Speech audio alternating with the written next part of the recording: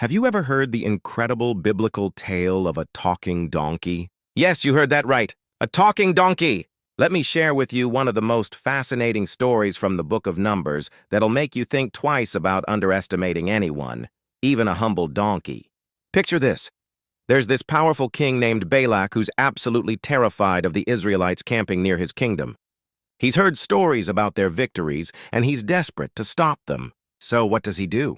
He sends for Balaam, a famous prophet known for his powerful curses and blessings.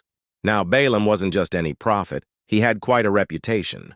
Balak offered him a fortune in silver and gold to curse the Israelites. Pretty tempting, right? But here's where it gets interesting. God specifically tells Balaam not to go with Balak's messengers. However, after some persistence and another lucrative offer, God allows Balaam to go, but warns him to only speak what he commands. So off goes Balaam on his trusted donkey. But here's where the story takes an amazing turn. On the narrow road, Balaam's donkey suddenly stops. Why? Because there's an angel of the Lord standing in the way with a drawn sword. The fascinating part? Balaam can't see the angel, but his donkey can. 3 times the donkey tries to avoid the angel. First by turning into a field, then by crushing Balaam's foot against a wall, and finally by lying down in the road. Each time Balaam gets angrier and beats his donkey. Can you imagine his surprise when suddenly the donkey turns and speaks to him? "Why have you beaten me these 3 times?" the donkey asks.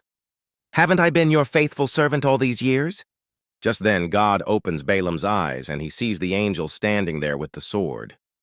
The angel tells him that the donkey actually saved his life. If it hadn't turned away, the angel would have killed Balaam and spared the donkey. This extraordinary story teaches us several powerful lessons. Sometimes the most unexpected sources can deliver divine wisdom. It reminds us to be humble and open to God's messages, even when they come through unusual channels. And perhaps most importantly, it shows us that God can use anyone or anything to accomplish his purposes. The story doesn't end there, though.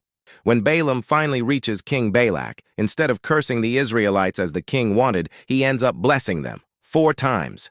It just goes to show that no one can curse what God has blessed. This remarkable tale of a talking donkey, a frustrated prophet, and a desperate king remains one of the Bible's most memorable stories, reminding us that God works in mysterious and sometimes humorous ways to achieve his plans.